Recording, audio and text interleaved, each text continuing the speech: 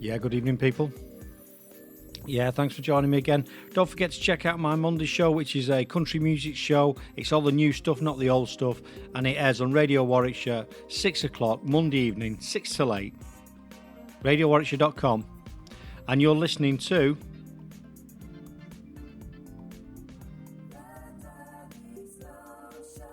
Oh, yeah. Yeah, bringing you interesting guests every week.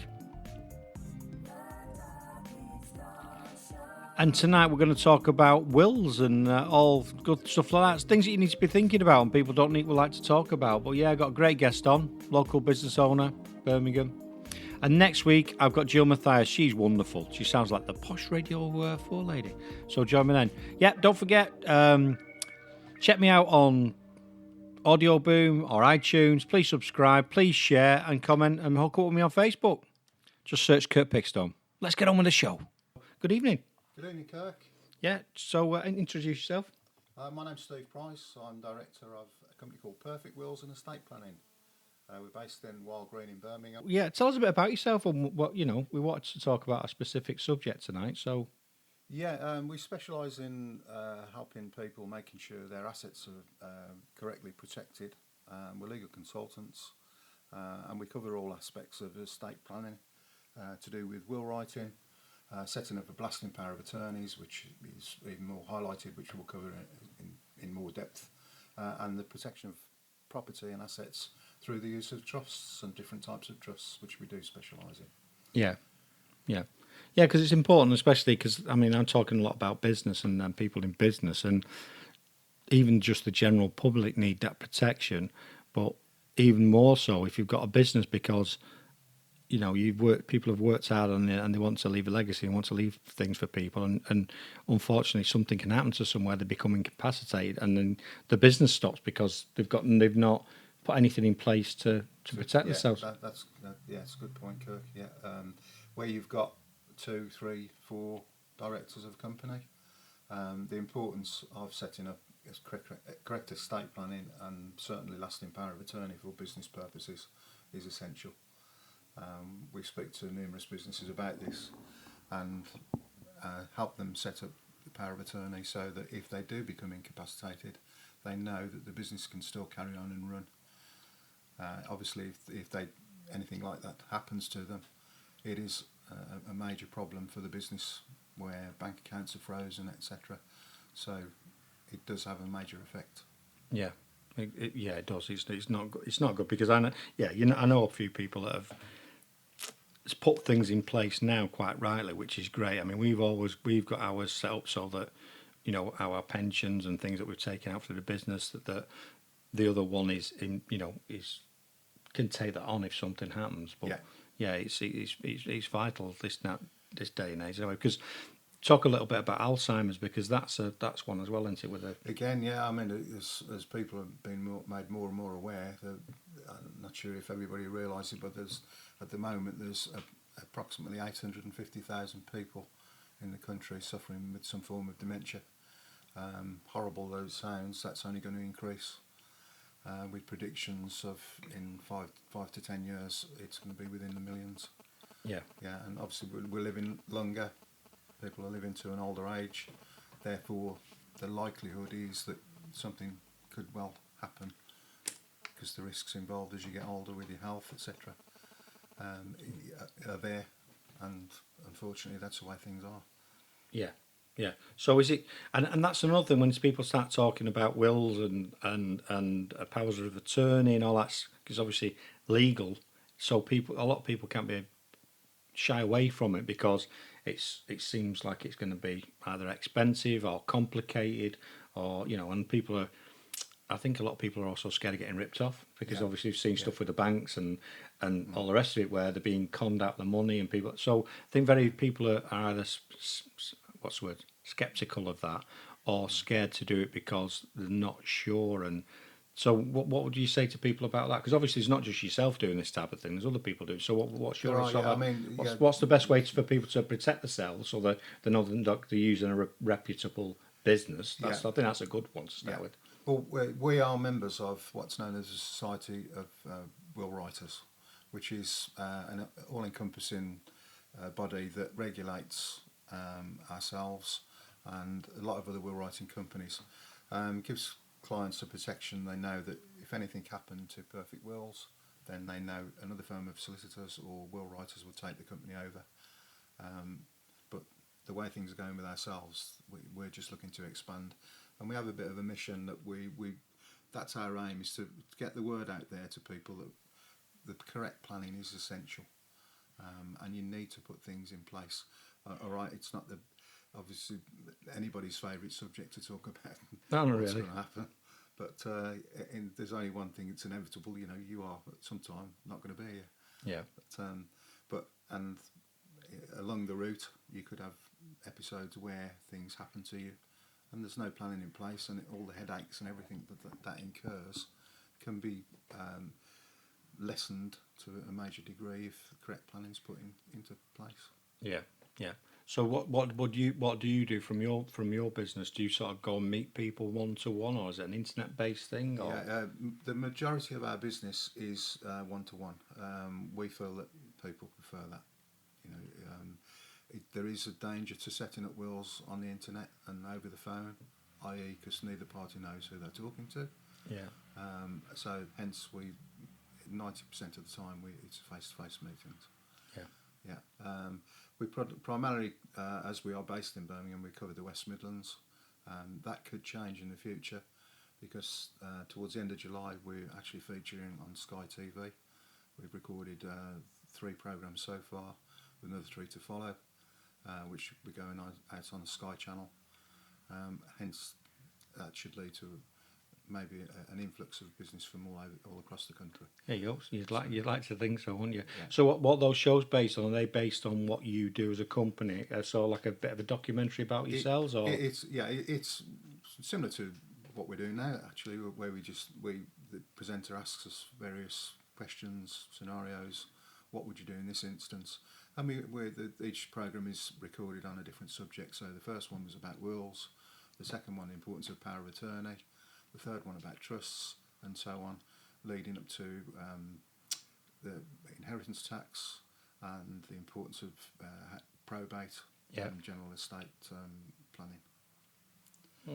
Oh, that should be interesting then. So when are they due to air? Do you know? They're due to air towards the end of July, and we think the channel is going to be 238 on Sky.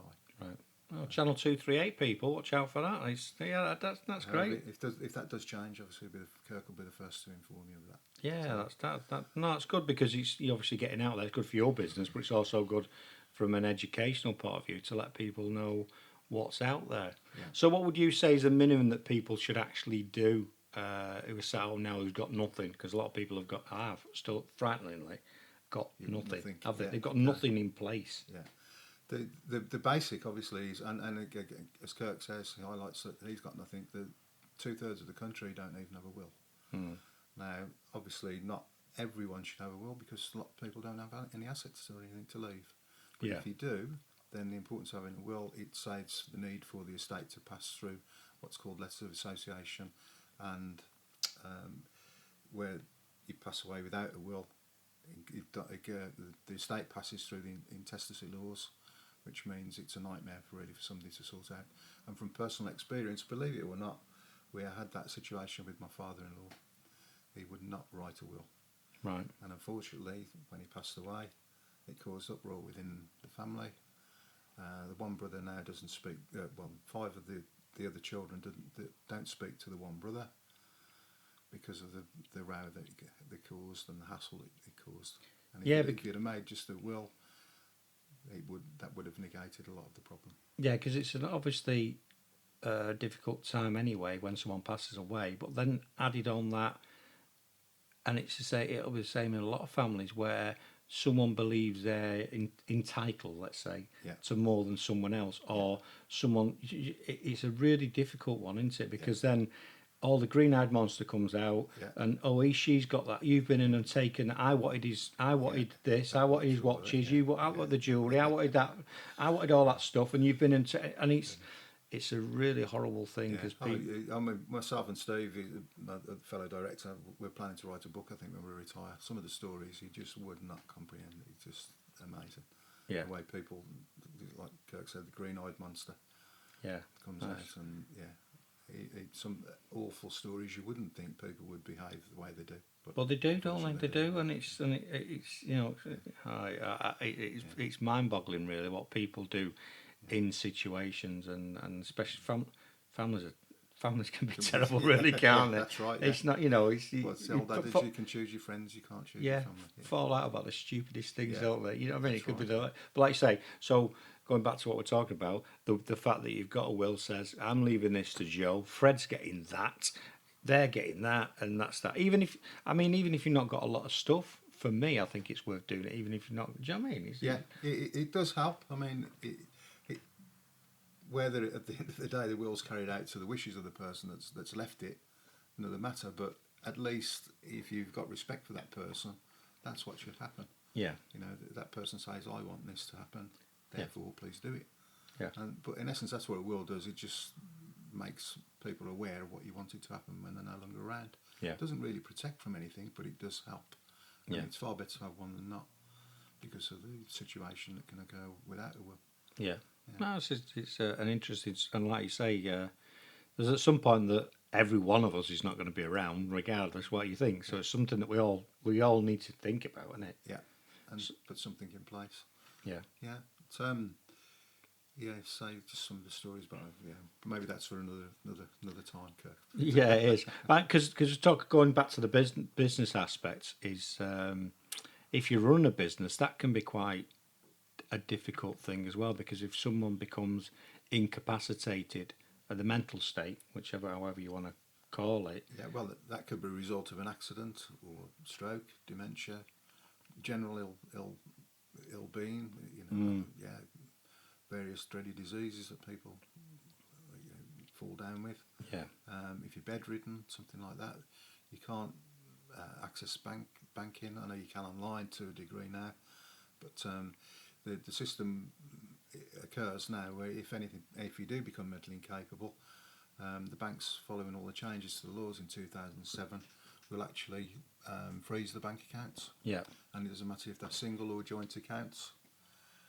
They have a duty of care to protect people's interests. yeah, So as I say, even if people aren't quite surprised when we make them aware that I've got a joint account with a business partner or with a wife or something like that, it doesn't matter. The banks will freeze the account. yeah, and that, I think a lot of people are not aware of that. And obviously, my show's about business as well, and I think it's quite a key point Yeah, that me and my wife got a business, and if we've not give the other access or the ability to carry on when something happens, then your business stops, doesn't it? yeah, that's right. Fair enough. Yeah, The individual might be really ill or what have you, and you might take time out to not, you're not saying I'm just going to carry on, but it stop completely can stop your business to the point where it collapses in, and that's your only source of income. It's a bit of a mess, isn't it? yeah, it is. Yeah, undoubtedly. Because you can always get someone else to fill a particular The role role, in yeah. a business. Yeah. I mean, we've got key person insurance. That's the first thing I ever took out when we started our business was key person insurance. That's great, but that works obviously if you pass away. Yeah, But if you don't, but you're mentally incapable of, or you've had an accident, yeah, that you're not died, so therefore that insurance doesn't kick in. yeah, What else is there to help you run the business? And lasting power of attorney is one way of doing that, yeah, because it gives the business partner, or say if it's a husband and wife who run the business, gives them permission then to carry on. yeah, It's Well, nominating people that you trust to do that for you whilst you can't. yeah, And it can be a temporary thing. I mean, say if you have an accident and you're off for 6 months, 12 months, once you fit again, you then have the opportunity to take the control again. yeah, It's not once you give that authority, then yeah. It's not like you you're going to. no longer can be in control. You Yeah, because I think that's the other thing with taking it away from the business point of view when you talk about individuals. If that people could be concerned that, I've given my son or my daughter power of attorney in case something happens to me, and then the back of your mind you think, actually, are they going to shove me away to one side, Yeah. say that I've do lally and take everything I've got? So I presume that there's something that stops that from happening. Yeah, it's only on a medical say, so it Yeah. has to be signed off by a doctor to say Yeah. that you are incapable. And then obviously, if you were fit again, then the doctor would say yes, you're fit again, and Yeah. then you're reinstated in effect. So Yeah. that attorney is then taken away. Yeah, you know what I mean? Because some people Yeah. Oh, actually yeah. do think Yeah, that yeah. you know, and it might sound like a Yeah. stupid statement or a stupid question, but I think that those are the sort of questions that go through people's minds is what if, and it's good to know that's the whole reason behind it, that it's all above board and people are protected from both sides, really. From both sides, yeah, Yeah. yeah, yeah. Because again, over the years, you've had situations where there are various pieces on the internet, articles on the internet, where people have issued power of attorney, and unfortunately, the attorney they've chosen has ripped them off, and Yeah. so you have to be careful who you instruct. Yeah. But in most cases, people.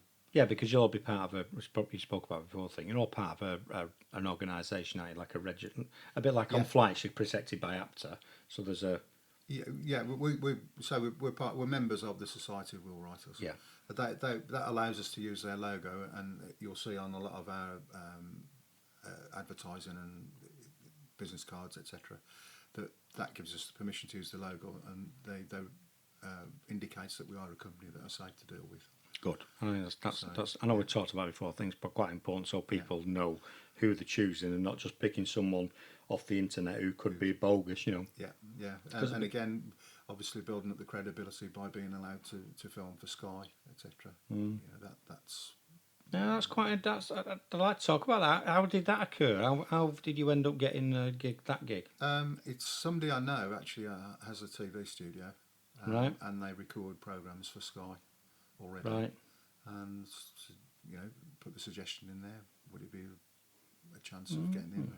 And luckily enough, we've managed to do that. Costs, it's not cheap, obviously, to do that, but No, but it's not. It's because there's something I was looking at doing. Anyway, that's for another subject. But I just wondered how you'd done that, how you'd got, whether you'd been approached or it's something you've decided to do, because there's more and more shows coming out now that John Bishop does one. He does a talk show on one of their stations. I think he went to quite a lot of the major stations. Said, "Can you put this on?" And his idea was, I don't know if you watched it. Go and watch it. no. John Bishop talks to or conversations with, similar to what we're doing now, just chatting, and it's just him and one guest in a room with an audience and just talks to him, and it's brilliant. But a lot of the TV station says, no, it never works, stupid. You need more multiple guests. You need this going. Like the Graham Nortons where they have 3 or 4 guests on. It won't work. It's rubbish. No. So it's launched on an obscure station, and it's actually propelled that station because it's become a real popular show. But check it out, John Bishop's. He talks to a lot of people he knows, and they really, really open up when he's talking to them. Yeah. Like they say things that you wouldn't and it's a brilliant show. Yeah. Really good show. And that's the type of thing I'm trying to get with this show, is them being conversations. They're not scripted, there's not questions, it's just 2 people having a conversation about a certain subject or a certain business or a certain, and I think it works that way. Yeah. As well. Well, it's great that you're going to be on Sky. That'll be really good. That'll be you'll be pulling a fingers crossed armchair up and a drink and watching the first show, won't you? Oh, do I look like that? Oh, did I say that? So, have you actually seen any of the finished films? Yeah, there's 2 edits that have come through, and they will be available on YouTube as well. Yeah.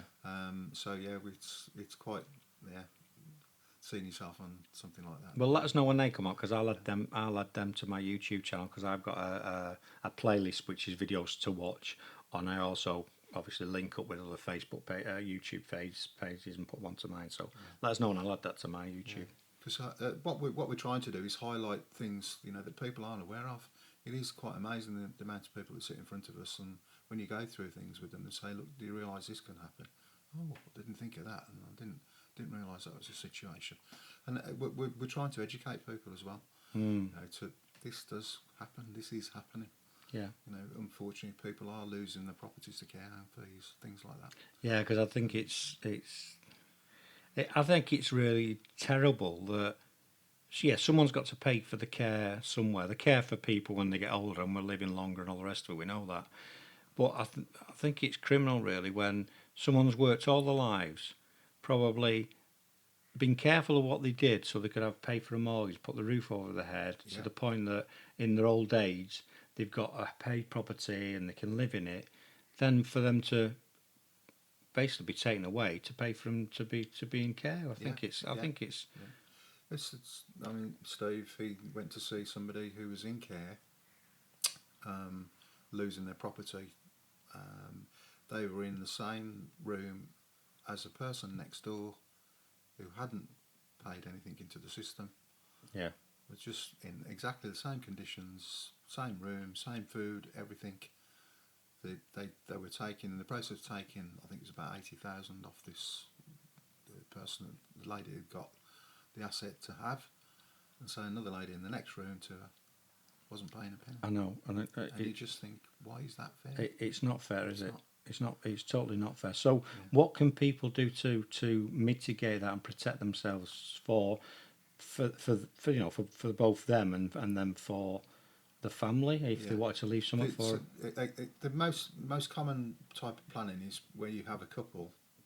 They will do what's known as mirror wills, so it reflects each other's situation. So Yeah. if they own a property, they will then, in general, leave everything else, everything to each other upon when the first one passes away, which is not the correct way of doing things at all. Because if you do that, you put yourself in a situation where, say, the husband passes away, the wife inherits everything. What happens then if she's in care, or she becomes mentally incapable, or if she finds another partner and that partner's got a family, then she passes away. It's happened, and it happens all the time, where the original beneficiaries, say her first set of Yes. children, had become disinherited because she's married somebody else, And then that family, they're strangers in effect, end up with all the money. and then the fun starts, doesn't it? Yeah, yeah, and that's right. So, And obviously now you're getting where over the last 30, 40 years, divorce has become more and more common, yeah. and you're getting things like that. Stepchildren become involved, and if Yeah. they're not adopted, they're not. They can't. They have no say. Yeah. So if you got stepchildren, you did want to leave them something, and there's nothing written down, or you've not put it in trust, they could easily be disinherited. Yeah, which is not good, is it? So tell us a little bit about trust, because obviously you can. So in the situation where you've got both partners alive, Yeah. so So is it an idea to put it in trust at that point? So what we would do in the first type of trust was a property protection trust. So you have a house. It could be worth 200,000. Yeah. As an example, and you're going to leave everything to each other. Okay. Well, what you would do was inside the will, we'd set up the trust. So when the first person passes away, their 50% share passes into the trust, which now protects it for those beneficiaries. So your usual scenario: a couple married with 2 children. That means that if the husband or whichever one of them has passed away, their 50% then passes into the trust and is protected for those beneficiaries, irrespective of what happens in the future. Yeah. So therefore, the 50% that's left to the survivor, if they do end up in care, that's all that would be taken. They can't take the original, the other half, because that is in trust. Yeah. If they go on to marry another person, the husband's 50% is still sitting in the trust, so that protects from sideways disinheritance. So you know that you're protecting at least half of it for the beneficiaries that you want it to go to. But it doesn't detract from the survivor being able to sell the property and use all the worth of it to purchase maybe another property. It has that flexibility. Oh, so you can still buy another property, and it's so. Say you sell a house for 250 grand, go and buy another one for 300 grand or whatever, and whatever you want to do, or 100 grand or whatever. Yeah. That's that 50% of whatever that's worth is still in trust for those Cool. original beneficiaries. Right. Oh, that's good. That's good to know. So is the situation where you put the whole thing into trust as well? So the whole property. That one is a property protection trust where you put half of it in. All right. Okay. The other type of trust, the family asset protection trust, is a trust that's set up where you put the whole of the asset in from day one. Yeah. And you don't have to wait for the first person to pass away for things to kick in. Yeah. It's the most, well, we're trying to make it the most common form of planning and the best way of looking after your assets. Yeah. The most common reasons that people do that are for the need for the property and the estate not to pass through probate. once a person passes away or the second person passes away. Because probate fees, again, it's been highlighted recently, they were being looked at of increasing dramatically. And solicitors will generally charge 3 to 5% of the value of your estate to handle probate. Yeah. But if the property is in a trust, there's no need for it to pass through probate. So it avoids all the time delay that can happen with probate. That can drag on for 6 months, 12 months, 2 years, even longer, depends on the complexity of the estate. Which means that if the beneficiaries want to, the day after the second person's funeral, they can put the house up for sale and sell it. Yeah. Yeah. So it gives a lot more options, and it saves thousands in fees, you can imagine. It also, again, protects from sideways disinheritance. It also protects the beneficiaries from their relationship breakdowns. So if they're married and there's a divorce comes along, it means that anything written in the trust, the person divorcing has no call on that estate at all. Yeah. So it stays with your beneficiaries that you want to inherit. Yeah, makes sense. Makes sense. Oh, Yeah, cool. so there's numerous reasons, and obviously when we sit down with people, we go through them, we do little drawings, etc., and show how it all works. Yeah. And that is what we're trying to do, get the word out there to people, say, look, you can protect them. Makes sense. Yeah. Right, well, I think we're coming close to the end of the show. Again, zoomed past this. So where can people get hold of you then? Okay, yeah. The office number is 0121 272 3737, and it's Perfect Wills and Estate Planning. And so we're based in Wild Green in Birmingham, which is near Sutton Coldfield, but we cover the whole of West Midlands. And if you want to speak to us, you can also look on the website, perfectwills.co.uk, which is currently undergoing a major upgrade.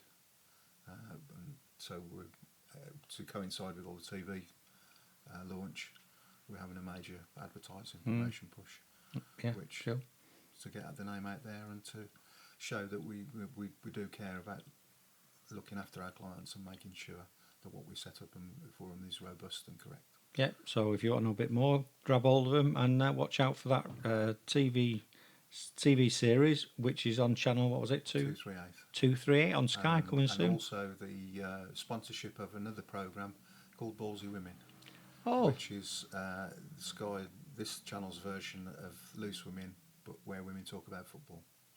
Right, well, I won't watch that because I don't like football, but that sounds really interesting. So there you go. Well, thanks for joining us tonight. It's been really great. And I'll put all the show notes on for links to your website on Audio Boom when that airs, and also on iTunes, so people will be able to see it there. So thanks very much. Thanks, Kirk. Cheers. Yeah, great. Hopefully that's helped you. If not, contact Steve and he'll help you out, or another professional in that field. Yeah. So don't forget, check out my radio show on a Monday night, radiowarwickshire.com. It's new country, some cracking stuff on there. It's not the old stuff, I play the odd old tune, but mainly it's new stuff that you've probably heard in the charts as well. You've been listening to. Oh yeah. Yeah, please follow me on Facebook, Kurt Pickstone. And on Twitter at Dougie Stone, at Dougie Stone Show. Get onto radiowarwickshire.com, see what's coming up. There's some great programmes on there. And if you check out Eddie King on a Sunday night, 6 o'clock, he does a time tunnel request slot. It's absolutely magical. And this Saturday he's going to do a live from an event I'm doing. So from 2 o'clock onwards, Radio Warwickshire, that's the 8th of July. Check it out. See ya! The Dougie Stone Show.